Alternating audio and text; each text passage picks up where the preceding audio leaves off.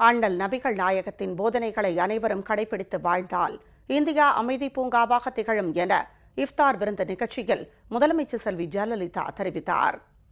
இஃப்தார் நோன்பு திறப்பு நிகழ்ச்சிக்கு வருகை தந்துள்ள சகோதர சகோதரிகள் அனைவருக்கும் என் சார்பிலும் அனைத்திந்திய அண்ணா திராவிட முன்னேற்ற கழகத்தின் சார்பிலும் எனது நன்றியினையும் அன்பு கலந்த வணக்கத்தினையும் தெரிவித்துக் கொள்கிறேன். ரமலான் என்று அழைக்கப்படும் நோன்பு காலம் இஸ்லாமியர்களின் வசந்த காலமாகும். நோன்பிருத்தல் என்பது இஸ்லாத்தின் ஐம்பெரும் கடமைகளில் ஒன்றாகும். நோன்பிருத்தல் இறைவனின் அளவற்ற அன்பையும் அருளையும் பெற்று தருகிறது. ரமலான் மாதத்தில் கண்ணியமாக நோன்பு நோற்றவர்கள் மட்டுமே சொர்க்கத்தில் உள்ள ரையான் என்ற வாசல் வழியாக அனுமதிக்கப்படுவார்கள் என்பது இஸ்லாமியர்களின் நம்பிக்கை. இப்படிப்பட்ட சிறப்பு வாய்ந்த ரமலான் மாதத்தில் உங்களிடையே உரையாற்றுவதிலும் அனைத்திந்திய அண்ணா திராவிட முன்னேற்ற கழகத்தின் சார்பில் இஃப்தார் விருந்து அளிப்பதிலும் எனக்கு எல்லையில்லா மகிழ்ச்சி. இஸ்லாம் மார்க்கம் என்பது நல்வழி மார்க்கம் ஆகும். ஒற்றுமையுடன் இருப்பது, நல்ல காரியங்கள் செய்வது, தர்மம் செய்வது, சலாம் சொல்ல முந்திக் கொள்வது, இஸ்லாமியர் அல்லாதவர் என்று பாராமல் அனைவரிடத்திலும் அன்புடன் நடந்து கொள்வது, கோபத்தை அடக்குவது, மன்னிப்பது, சண்டை சச்சரவுகளை தீர்த்து வைப்பது போன்ற நற்பண்புகளை போதித்தவர் நபிகள் நாயகம் அவர்கள். நபிகள் நாயகம் அவர்கள் நற்பண்புகளை மட்டும் நமக்கு போதிக்காமல் தீயவர்களையும் நல்வழிப்படுத்தியவர். ஒரு சமயம் ஒரு கூட்டத்தில் நபிகள் நாயகம் அவர்கள் பேசிக்கொண்டிருந்தார்கள். அந்த கூட்டத்தில் ஒரு குடிகாரர் எழுந்திருந்து நபிகள் நாயகத்தை பார்த்து, எனக்கு இஸ்லாத்தில் இடம் உண்டா என்று வினவினான்.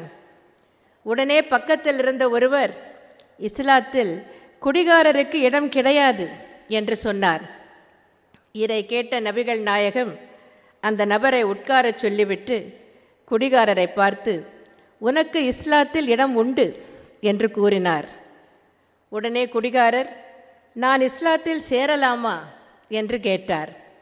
இதற்கு பதிலளித்த நபிகள் நாயகம் அவர்கள், கட்டாயம் சேரலாம், ஆனால் ஒரே ஒரு நிபந்தனை, இறைவனை தொழுகிற போது மட்டும் குடிக்கக்கூடாது என்று கூறினார். அந்த குடிகாரரும் அதற்கு சம்மதம் தெரிவித்தார். இஸ்லாத்தில் சேர்ந்தார். தொழுகைக்கு போகிற போது மட்டும் குடிக்க முடியாத நிலைமை அவருக்கு ஏற்பட்டது. சிறிது நாட்கள் கழித்து அந்த நபரை பார்த்த நபிகள் நாயகம் அவர்கள், காலையில் மட்டும் தொழுதால் போதாது, மாலையிலும் தொழ வேண்டும் என்று கூறினார். 2 வேளையும் தொழுகைக்கு போக ஆரம்பித்த அந்த நபர் 2 நேரமும் குடிக்காமல் இருந்தார்.